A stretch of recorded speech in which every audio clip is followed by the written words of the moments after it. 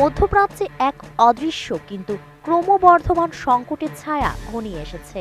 যুক্তরাষ্ট্র এবং ইরানের দীর্ঘদিনের প্রতিদ্বন্দ্বিতা এবার এক নতুন পর্যায়ে প্রবেশ করেছে। ৪৭ বছরের পুরনো শত্রুতার বন্ধন যেন আরও দৃঢ় হয়েছে। তবে কি এবার দাবার বোর্ডের শেষ চাল খেলতে চলেছেন মার্কিন প্রেসিডেন্ট? পরিস্থিতি এমন এক মোড়ে দাঁড়িয়েছে যেখানে সামরিক সংঘাত এড়ানো ক্রমেই কঠিন হয়ে উঠেছে। মধ্যপ্রাচ্যের আকাশে অশান্তি, স্থল ও সমুদ্র সীমায় ক্রমবর্ধমান সামরিক প্রস্তুতি যেন যুদ্ধের ইঙ্গিতই দিচ্ছে।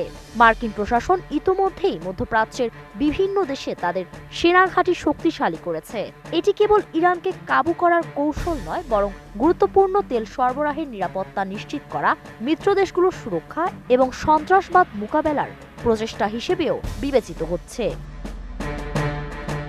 ইরানের সর্বোচ্চ নেতা আয়াতুল্লাহ আলী খামেনি পরিস্থিতি নিয়ন্ত্রণে রাখার চেষ্টা করলেও বিশ্লেষকরা মনে করছেন তিনি কোনো বড় সমঝোতা গ্রহণ করবেন না। গত ১.৫ বছরে ইরানের কৌশলগত অবস্থান দুর্বল হয়েছে। সিরিয়ায় বাশার আল আসাদের সরকারের পতন, ইসরায়েলের সামরিক কার্যক্রম, পারমাণবিক স্থাপনায় চাপ এবং দেশের অভ্যন্তরীণ বিক্ষোভ সব মিলিয়ে তেহরান ক্রমেই চাপের মধ্যে রয়েছে। তবে তবুও তারা ইউরেনিয়াম সমৃদ্ধকরণ শূন্যের কোঠায় নামানোর মতো কঠোর শর্ত মানতে ইচ্ছুক নন। RICL TMX, যুগের পর যুগ স্থাপনা থাকে মজবুত। মার্কিন প্রেসিডেন্ট ডোনাল্ড ট্রাম্পও দুর্বল কোনো চুক্তি মেনে নেবেন না, এটি স্পষ্ট। এই অবস্থায় ওয়াশিংটনের নীতি নির্ধারকদের সামনে ৩টি সম্ভাব্য বিকল্প রয়েছে। প্রথমত, সীমিত প্রতীকী হামলা, যা ইরানের নিরাপত্তা বাহিনী বিশেষ করে IRGC-কে লক্ষ্য করবে। দ্বিতীয়ত, বিস্তৃত সামরিক অবকাঠামো ধ্বংসের পরিকল্পনা, যা দেশটির শিল্প ও প্রতিরক্ষা ক্ষেত্রকে প্রভাবিত করবে। তৃতীয়ত, নেতৃত্ব অপসারণ, অর্থাৎ ইরানের শাসন কাঠামো ভেঙে দেওয়ার চেষ্টা। বিশ্লেষকরা আশঙ্কা করছেন প্রথমে ট্রাম্প সীমিত হামলা বেছে নেবেন, কিন্তু এর পরিণতি কেবল প্রতীকী হবে কিনা তা অজানা। যদি এই হামলার ফলে ইরান প্রতিক্রিয়াশীল হয়ে ওঠে, তাহলে সংঘাতের পরিসর দ্রুত বিস্তৃত হয়ে যেতে পারে। ভুল হিসাবের কারণে সামান্য হতাহতের ঘটনা পুরো অঞ্চলে সামরিক ও রাজনৈতিক স্থিতিশীলতা নষ্ট করতে পারে।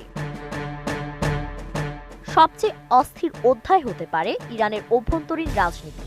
মার্কিন হামলার পর জনগণ রাস্তায় নেমে প্রতিবাদ করতে পারে। বড় আকারের বিক্ষোভ শুরু হলে নিরাপত্তা বাহিনী কঠোরভাবে দমন চালাতে পারে, যা হাজারো প্রাণ ঝুঁকি তৈরি করবে। এ পরিস্থিতিতে ট্রাম্প আরও বিস্তৃত সামরিক অভিযান শুরু করতে পারেন। সেই ক্ষেত্রে দুই দেশের মধ্যে পূর্ণাঙ্গ যুদ্ধের আশঙ্কা বেড়ে যাবে, আর ইসরায়েলও সরাসরি যুক্ত হতে পারে। ইরানের শাসন ব্যবস্থা পতিত হলে পরবর্তী পরিস্থিতি কি হবে তা নিয়ে মতভেদ রয়েছে। কেউ মনে করছেন কঠোর সামরিক শাসন প্রতিষ্ঠিত হতে পারে, কেউ গৃহযুদ্ধের সম্ভাবনা দেখছেন, আবার কেউ রাজতন্ত্র পুনঃপ্রতিষ্ঠার কথাও বলছেন। এই মুহূর্তে মধ্যপ্রাচ্য যেন এক অনিশ্চিত সন্ধিক্ষণে দাঁড়িয়ে, যেখানে দাবার বোর্ডে প্রতিটি চাল যেন নির্ধারণ করছে না শুধু সামরিক পদক্ষেপ, বরং পুরো মধ্যপ্রাচ্যের পরবর্তী দশকের রাজনৈতিক মানচিত্র। ফারিন রহমান প্রীতি, ATN নিউজ।